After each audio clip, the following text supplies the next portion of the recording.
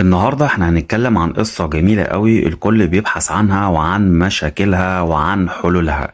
النهاردة انا هخلي الراوي يقول لكم ازاي حليت المشاكل دي وازاي هنبدأ القصة سريعا. ومعاكم عمرو يوسف ودي قناتي رحلة في الواقع على اليوتيوب. ما تنساش بقى الاشتراك، ما تنساش الشير، ما تنساش اللايك، ويلا بينا نشوف الراوي خليته يحكيها ازاي. لا تتحرك قبل أن تكمل هذه القصة حتى آخر كلمة، لأنك لو توقفت الآن ستظل مجرد ترس صغير داخل ماكينة ضخمة تسرق وعيك دون أن تدرك. ما ستقرأه ليس خيالاً، بل واقع صادم اسمه مصانع العقول. في مدينة تلمع أضواؤها ليلاً يعيش الناس وهم يظنون أنهم أحرار، بينما كل فكرة بداخلهم مصنوعة في مكان بعيد. مصنع لا تسمع أصوات آلاته، لكنه ينتج يومياً ملايين الأفكار، الرغبات وحتى الأحلام. لم يكن أحد يصدق أن العقول يمكن أن تدار كما تدار خطوط إنتاج الحديد أو القطن. القصة تبدأ مع آدم، شاب في 22 أصلع الرأس، عيناه زرقاوان. كان يظن أنه يختار حياته بقراره، يشتري ما يريد، يقرأ ما يحب، ويتابع ما يعجبه. لكن فجأة بدأ يكتشف تكراراً غريباً، نفس العبارات على ألسنة مختلف الناس، نفس الاهتمامات في أماكن متعددة، نفس النزاعات في نقاشات متباينة، كأن هناك نسخة خفية تطبع وتوزع على الجميع. وفي أحد الأيام وبينما يتجول في شارع مزدحم، لمح بوابة حديدية ضخمة وراء بناية مهجورة. مدفوعاً بفضول غريب اقترب، وجد حارساً غريب الملامح يحدق فيه، لكنه بطريقة ما عبر البوابة ليكتشف ما لم يتخيله: مصنع ضخم بأحزمة متحركة. بدلاً من المنتجات التقليدية تصنع عقول بشرية شفافة، تحقن بمعلومات، صور، رغبات، ثم ترسل إلى الناس بلا وعي منهم. تجمد الدم في عروقه. رأى غرفاً كاملة مليئة بشاشات، مئات الموظفين يجلسون يزرعون الأفكار كما يزرع الفلاح البذور. رأى أطفالاً صغاراً يتلقون شحنات مباشرة إلى أدمغتهم، ورجالاً بالغين يتحولون إلى نسخ متطابقة، نساء يجلسن أمام شاشات عملاقة تعيد برمجة مشاعرهم. لم يكن الأمر سحراً، بل صناعة كاملة. اقترب منه رجل مسن يرتدي معطفاً أبيض، ابتسم ابتسامة باردة وقال: مرحباً بك في مصانع العقول. هنا نصنع كل ما تظنه حريتك. نحن نحدد رغباتك، نحن نصمم مشاعرك، نحن نصنع حياتك. ارتجف آدم وسأله: ولماذا؟ ابتسم الرجل وقال: لأن العقول أغلى من الذهب. من يملك السيطرة على الأفكار يملك العالم. من تلك اللحظة بدأ صراع داخلي: هل يستسلم مثل الملايين أم يقاوم ويبحث عن طريقة للهرب من الماكينة؟ كان يعلم أن المقاومة خطيرة، لكن إدراكه للحقيقة منحه قوة لم يشعر بها من قبل. بدأ يكتب، يرسم، يتحدث مع الغرباء، يحاول إيقاظهم. اكتشف أن كل كلمة صادقة هي رصاصة ضد هذا المصنع. القصة لم تنتهي بعد، لأن المعركة ليست خيالية، إنها معركة نعيشها جميعنا يوميا. السؤال: هل أنت مستعد أن تخرج من خط الإنتاج وتكسر القالب وتبني عقلك بنفسك بدل ما تسيب يتصنع في مصانع الآخرين؟ لم يكد آدم يلتقط أنفاسه حتى لاحظ تفاصيل أخرى أكثر رعبا داخل تلك البناية العملاقة. على جدران المصنع شاشات ضخمة تعرض عليها خرائط ضخمة تمثل مدنا كاملة. تحت كل خريطة أرقام تتغير بسرعة كأنها درجات حرارة، لكنها في الحقيقة تقيس مستوى الطاعة عند السكان. في ركن بعيد رأى أذرعا آلية تتحرك بلا توقف، تلتقط صورا من هواتف، كاميرات، وحتى عيون المارة، ثم تدخلها في أنابيب معدنية ضخمة تصب في أحواض زجاجية. داخل تلك الأحواض دوامة سائلة تبرمج الأحلام وتعيد صياغة الذكريات. صوت داخلي خافت قال له: أنت ترى ما لم يكن مسموحا لأحد أن يراه.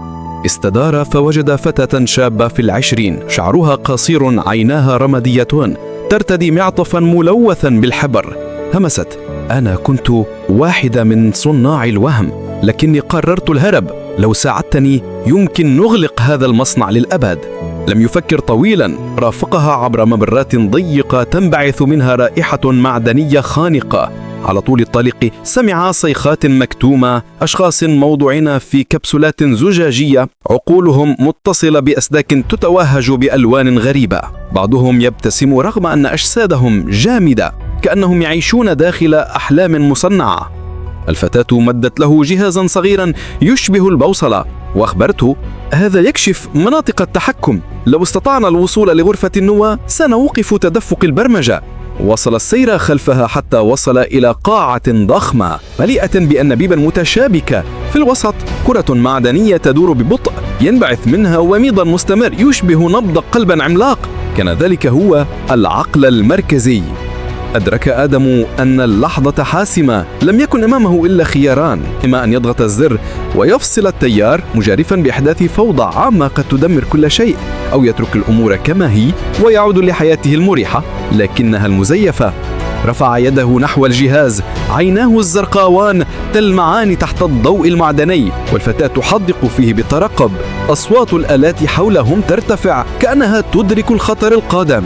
هنا توقف الزمن، وكأن القصة كلها تسألك أنت: لو كنت مكانه هل ستغامر بالحرية مهما كان الثمن؟ أم ستظل ترضى بدور منتج جاهز في مصانع العقول؟ انطلقت صافرات حادة اهتزت معها الجدران، الأرضية تزلزلت كأن المصنع يحاول الدفاع عن نفسه. فجأة انفتحت أبواب جانبية وخرجت وحدة آلية بأذرع طويلة تحمل أدوات حادة تتحرك بانضباط عسكري. الفتاة أمسكت بذراع آدم بقوة وهمست: لو توقفنا الثانية واحدة مع أول شعاع فجر تسلل إلى الشوارع، ارتسم مشهد غريب.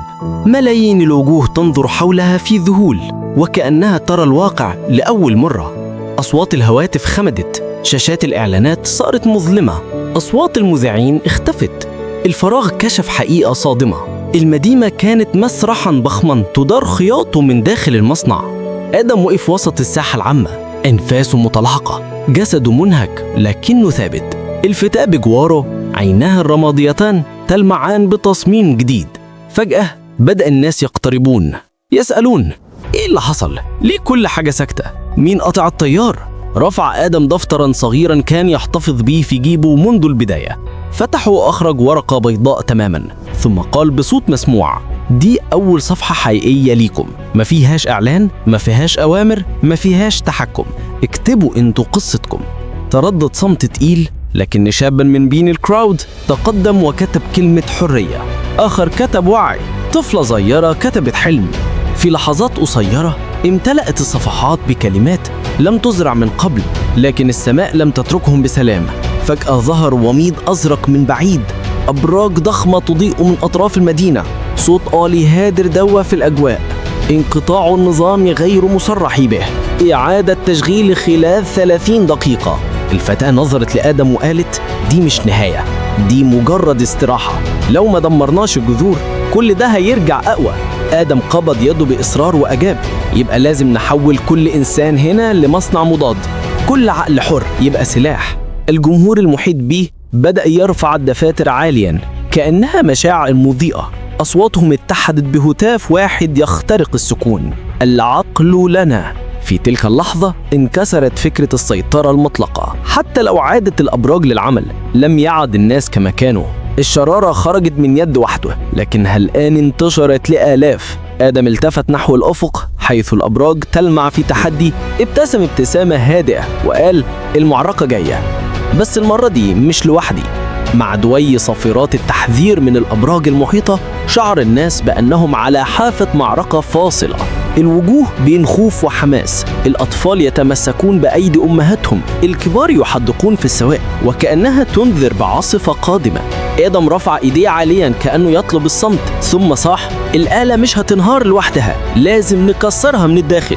الفتاة أخرجت من حقيبتها خرائط رقمية سرية سرقتها أثناء عملها في المصنع، وأشارت إلى نقاط مضيئة متوزعة تحت الأرض. دي محطات تغذية، كل برج متوصل بيها. لو ضربنا المحطات دي الشبكة كلها تقع. ارتفع همس في الكراود: إزاي؟ إحنا ناس عاديين. آدم رد بحدة: انتم مش عاديين بعد النهاردة، أي خطوة صغيرة بتغير مصير. بدأ الناس ينقسموا لمجموعات، بعضهم متجه ناحية الأحياء الصناعية، آخرين نحو الأنفاق، وآخرين لجمع الأدوات. تحول كان سريع، كأن الصحوة عادت لهم غريزة المقاومة. مع حلول الليل تحركت القوافل الصغيرة في صمت، القمر أضاء الطرق الخوية، والمباني العالية بدأ كعمالقة نائمة. كل مجموعة عرفت مهمتها: تعطيل كابل، قطع تيار، تشويش إشارة. آدم والفتاة قادوا فريق نحو أكبر محطة تغذية تحت النهر. البوابة المعدنية أغلقت أمامهم، لكنهم وجدوا فتحة جانبية تؤدي لممر مظلم ضيق. الجو كان خانق، الرطوبة بتتصاعد من الأنابيب، والأرضية بترتجف من ضغط المية. داخل المحطة اصطدموا بصفوف من الحراس الآليين، أجسام معدنية ضخمة تضيء أعينها باللون الأحمر. المعركة ما كانتش متكافئة، لكن الكراود ما تراجعش. استخدموا أدوات بسيطة، حجارة، عصي، وحتى دفاترهم اللي صارت رموز تبعث الشجاعة. وسط الفوضى اقترب آدم من قلب المحطة، صندوق ضخم ينبض بضوء أزرق متوهج. وضع الجهاز اللي أعطته له الفتاة فوقه. العداد بدأ يعد تنازلي، 10 ثواني فقط. الجمهور المحيط رجع للخلف والهواء صار تقيل. أصوات المعدن تتكسر، الشرار يتطاير، الأضواء تتوهج بشكل هستيري. وقبل ما يوصل العداد للصفر نظر آدم للجميع وقال: حتى لو متنا دلوقتي على الأقل هنموت أحرار. انفجار هايل شق النفق، موجة ضوء اندفعت عبر الأنابيب عشان توصل للأبراج. السماء فوق المدينة اشتعلت بألوان لم يرها أحد من قبل، أزرق، ذهبي، بنفسجي، كأنها ولادة جديدة. البرج الأول انهار، فليه الثاني، ثم الثالث، حتى صارت المدينة بلا أبراج. هدي كل شيء فجأة، والظلام سيطر. لكن بعد لحظات قصيرة الناس بدأوا يضحكوا لأول مرة بصدق. أصواتهم تتردد في الشوارع كأغنية تحرر. آدم جلس على الأرض، عينيه الزرق بتلمع تحت القمر، والفتاة بجواره بتبتسم رغم الجروح. قال بهدوء: المصنع وقع، بس مصانع تانية لسه موجودة. المعركة العالمية لسه قدامنا. سكنت الشوارع بعد سقوط الأبراج، لكن السكون ما كانش خوف المرة دي، بل بداية حقيقية. لأول مرة الناس نظروا في عيون بعض بدون شاشات وسيطة، وابتسامة صادقة وارتسمت على وجوههم. آدم واقف في منتصف الساحة يراقب المشهد كأنه قائد خرل لتويه من معركة مصيرية. نظر للفتاة وقال: إحنا بدأنا الطريق، بس أهم خطوة جاية دلوقتي، نحافظ على الحرية. هزت أقصاها وأجابت: لو كل عقل بقى مصنع وعي مستقل محدش هيقدر يسجننا تاني. تجمع الكراود حوليهم، بعضهم يرفع دفاتر مليئة بكلمات جديدة، آخرين بيضحكوا، آخرين بيغنوا. كل شخص صار خلية مضيئة في شبكة مختلفة، شبكة قلوب وعقول حرة. مع آخر لحظة من الليل أشرقت شمس قوية على المدينة، كسرت ما تبقى من ظلال المصنع. هنا رفع صوته قائلا: من النهاردة ما فيش مصنع عقول، في عقل واحد بس، عقلك الحر. احميه، غذيه بالوعي، ما تسيبوش يخطف تاني. اشترك في القناة وعلق واعمل اعجاب واعمل شير عشان توصل لرسالة لغيرك، ونكمل سوا رحلة كسر التشتت والتحرر من مصانع العقول.